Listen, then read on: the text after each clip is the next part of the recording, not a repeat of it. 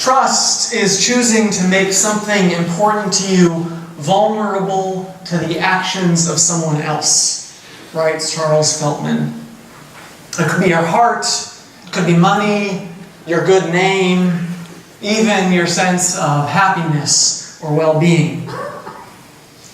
Whatever you choose to make vulnerable to others' actions, writes Feltman, you do so because you believe their actions will support it, or at the very least, will not harm it.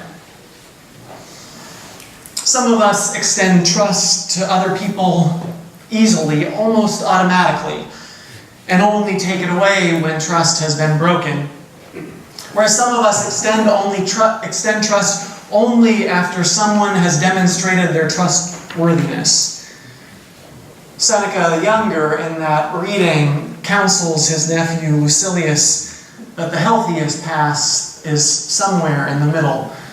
Where that middle lies is the challenge of trust. So trust is so important to our day-to-day relationships. It's so vital, and yet building trust is a really difficult process. Trust is built up slowly over time. Several of us on the Board of Trustees were at a training back in the fall where this was demonstrated by the facilitator of that training, putting marbles one by one in a jar. So each marble was one action that demonstrated trust. And it takes a lot of marbles to fill up a jar. That's one of the challenges of creating trust, is that it takes so much. And so I wanted to explore some of the ways that we build trust. And a lot of this sermon is indebted to the work of Brene Brown, who is a researcher in psychology and just an absolutely amazing speaker. When you're done with this, just go check out her. I would have just played her speech. It's basically a sermon, but that felt like cheating, so... but I'm really indebted to the work she's done. So she talks about braving as a way to understand these different aspects of trust. Because building trust and creating trust does take being brave. And so the B stands for boundaries. And that means respecting your boundaries and having my own boundaries. So that's essential for trust between two people. The R is reliability. You do what you say you're going to do over and over again. And so that means we have to be very clear with our own limitations and not commit to things that we can't follow through on. I know this one can be a challenge for me, and I'm sure I'm not alone in that. I think a lot of us would like to and often intend to do more than we are capable of. And those who you can consistently count on to do what they say they are going to do, are worth their weight in gold. The A is accountability. So accountability means I own my mistakes. I apologize for my mistakes, and then I make amends. It's an important part of moving forward, because we do break trust. But accountability also means that when I make a mistake, I'm allowed to own it and to apologize for it and to make amends. So if you don't allow me the space to do that, that's not a trust relationship. The V is for the vault. And so the idea behind this is, what I share with you, you will hold in confidence. And what you share with me, I will hold in confidence.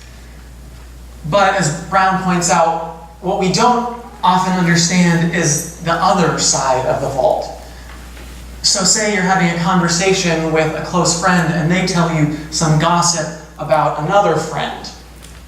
You're sharing something that was not yours to share. Now what that does is tell me that because you've shared this with me, I know that I can't trust what I told you, you do not tell someone else. And that's the part that I think a lot of us don't think about and don't realize. And the challenge is that one of the easiest ways to build a connection with other people is through, bad-mouthing, gossiping, trashing others. It's if you don't have anything nice to say, come sit next to me. But Brown calls this common enemy intimacy. And that's not real. Real trust is not built on bad talking others. So that's the vault. The I's for integrity. And then that means I trust you. We've moved on. Choosing courage over comfort. That means I trust you to choose what's right over what's fun, easy, or fast. And it means, that you're a person who practices your values and not just professes your values. The N is for non-judgment and reciprocity. And so what this means is offering and asking for help. And I think a lot of us don't necessarily think of the part about actually how important asking for help actually is. Because, sometimes we have a sense that, like, if I ask for help, we're failing, like we're somehow, doing something wrong, we're showing a weakness. And what that means is that if I think less of myself for asking help from others, that means when other people are asking help for me, then I am inherently, whether I realize it or not, thinking less of them. And so, we can get a lot out of seeing ourselves as helpers and helping other people, but unless we have that reciprocity that is built on non-judgment of others and of ourselves, we can't build trust. And the G, the last one, is for generosity. And so this means believing the best in the other, even when they disappoint. And so that means, even when someone screws up, sometimes we make a generous assumption about them and then check it out. Rather than just focusing on being a victim, giving someone the benefit of the doubt based on that past experience and just checking it out. My mother passed away a month ago. And no, I'm not sorry. This is an example. Boy, wow. You would have heard about that before today. So say my mother passed away a month ago, and I didn't get a call. I didn't get a call from you, and I was really expecting a call. And I know that you love me as a person, and I know you didn't do this to hurt me, so I just wanted to, check in with you and see how things are going. And so it's giving someone the benefit of the doubt that they still care and checking in with them, rather than waiting for that time and ignoring their calls and ignoring their emails and then saying, well, you didn't call me after my mom died. Yeah. And so that's what generosity is about. And so building this trust is, it's a lot. It takes a lot of work. And the thing is, we also need to, this isn't just for our relationships for other people. These are the ways we build trust with ourselves.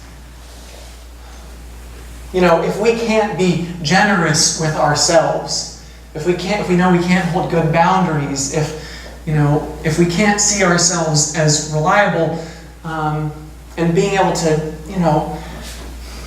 care for ourselves, that's not practicing. It's just not. What am I trying to say? Building trust, when it's with the other, it's about building trust, and when it's with yourself, it's about self-love. It's about self-respect.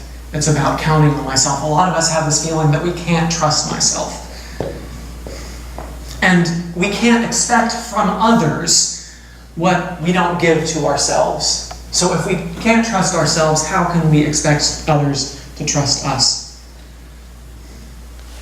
If I don't love myself, how can I expect others to trust me when I tell them I love them? So building trust takes time. It takes a lot of marbles to fill up that jar. Losing trust can be much faster. And so this was demonstrated when that facilitator had put those marbles into the jar and then just spilled them out across the stage. And, so one at a time, and yet in that one moment, that one loss of trust, all these marbles went out. And I thought about actually demonstrating that, but then I thought having someone slip and fall on a rogue marble would not be a way to gain your trust. And so that's the real challenge. And yet we have to figure out what to do with that, because all of us have had our trust broken. All of us here have broken someone else's trust. Actually, maybe Max may be the only one here who shouldn't, because you can't reasonably expect an infant not to spit up all over your shirt or pee on you when you're changing their diaper. And some breaches of trust are small. A white lie, forgetting to put the recycling out. Although when they happen, over and over again, those breaches of trust can start to have an impact, maybe causing us to lower expectations just a tad. But then there are the deeper betrayals, which can really wound a relationship. And those can take much more to recover, if they ever can be. So what do we do with this loss of trust? Some people, there's this idea, President Reagan started using it in the 80s around the Soviets, trust but verify. So the idea that you trust people, but then you verify just to make sure. But the problem with trust but verify is that it's not actually really trusting. And so we have to figure out when that's appropriate. Nan Russell writes, how do you decide whether it's appropriate to just trust or to trust but verify? And she says the simple answer is, when an outcome is essential and matters more than the relationship, use trust but verify. But when relationship matters more than any single outcome, don't use it. See, the problem with trust but verify is that you're actually losing the trust of the other person, because verify means that you don't truly trust them. Trust is a two-way street, as the letter from Seneca the Younger notes. When you distrust someone, you often give them the reason to act against you because they feel slighted. You don't trust me? Well, I'll show you who's not to be trusted. And of course, sometimes it's much more subtle and subconscious than that. We don't even necessarily know that it's happening. But here's the great thing about trust, is that it also works in the opposite direction. One of the fastest ways to gain a person's trust is to show them that you trust them.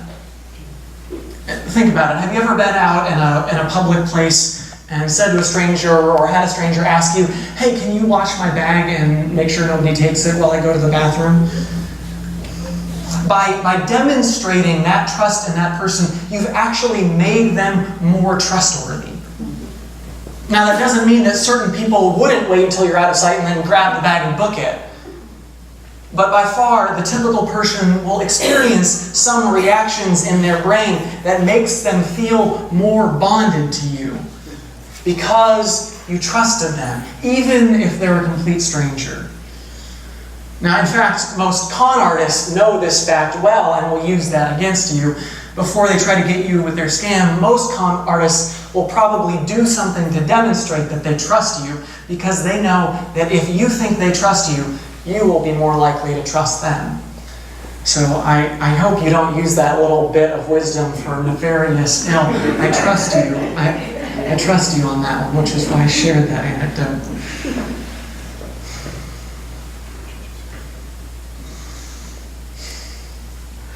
And I know of trust is a hard thing, and sometimes we've been hurt in the past, and it becomes hard to figure out when we can regain trust. And yet, like with a computer or a clicker, I know that I can't trust this clicker. I have to use it. I now know that I can't trust my computer to not have the battery die on me that shut down in the middle of the night, or the middle of Saturday night unexpectedly while I'm working on my sermon. I know I can't trust my computer to do that. But with people, it's trickier. People have an opportunity to grow and to change. And sometimes it's not useful, even thinking about the computer or the clicker, just because I know this clicker doesn't work, doesn't mean I shouldn't then trust that my other clicker, which I happen to know works really well. And so sometimes when we carry that loss of trust, that hurt that comes from past losses, it can have sometimes a negative effect in our attempt to protect ourselves. I know of several relationships that fell apart because of someone who had been hurt before didn't trust their new partner because their old partner was not trustworthy. And so they might get really controlling or upset when their partner spent time with a friend of another gender or same gender, depending on their sexual orientation. Because surely that relationship must be a sign that they must be cheating on me. And so, and I've seen those, and you probably know those relationships too, that have fallen apart because of that.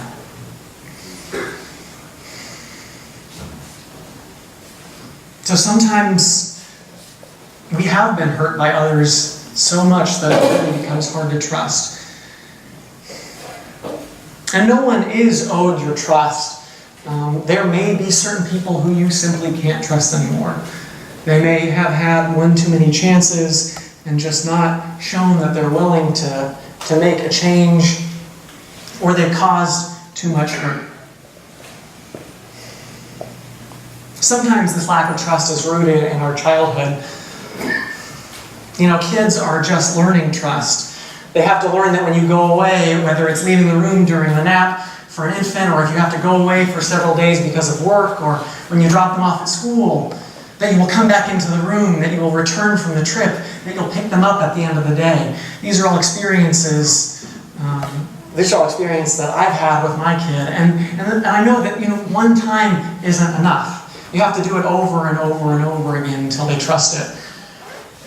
And so some of us have childhoods where we can't trust that. Maybe we grew up in homes where there was verbal abuse or physical violence or substance abuse, and that can really affect our sense of trust because of the primacy of that relationship. It's why adoptive or particularly foster parenting can be so difficult, because for many of those kids that base trust has been broken.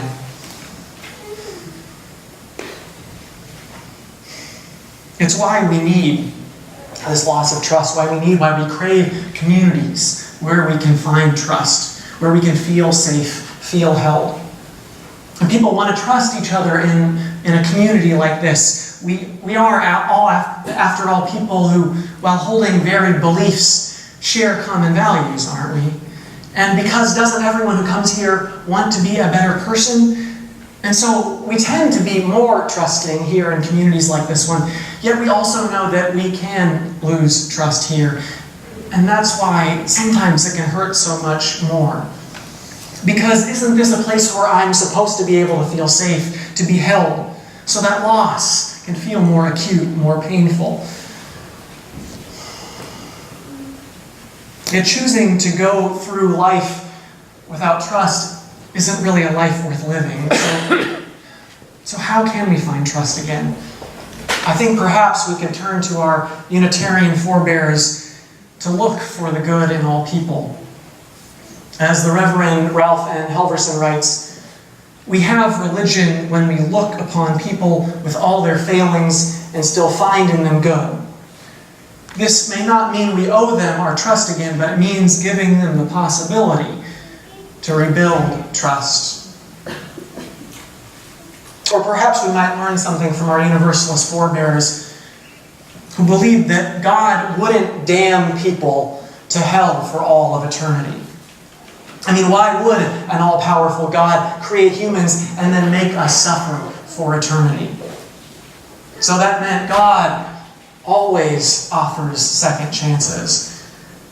But of course, a lot of early Universalists believed that, well, you might go to a temporary hell or a purgatory for a period of time before ultimately being saved by God's grace.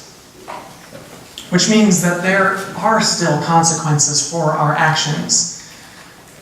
Whether you believe in some afterlife or believe that we create our suffering here on earth. And so while I believe it's imperative that we give trust a second chance, give people a second chance to allow for accountability, I'm not saying we're required to give people our trust again. In an appearance on Oprah, an audience member asked Brene Brown, how do you make yourself vulnerable with somebody you don't completely trust, like in a relationship? And Brown responded, you don't. Because you know what? This is it. What's under here is the most valuable thing you have. It's the most valuable gift you give to all of us. It's the most valuable offering you have in your life, and people have to earn the right to see it. They have to earn the right to see it, and if they have to know when they're seeing it, and they have to know that when they're seeing it, that it's an absolute honor and a privilege for you to let them in.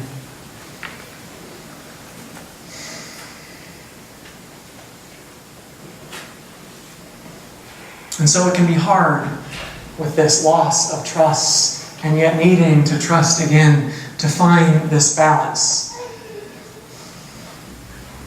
And yet I want to leave you with a quote from that Jan Richardson poem.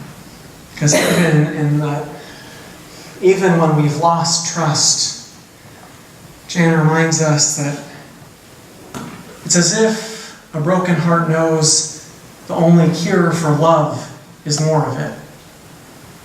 As if it sees the heart's sole remedy for breaking is to love still. Despite all of the challenges we may face in trust, I invite you, I urge of you, I hope for you to find that love still.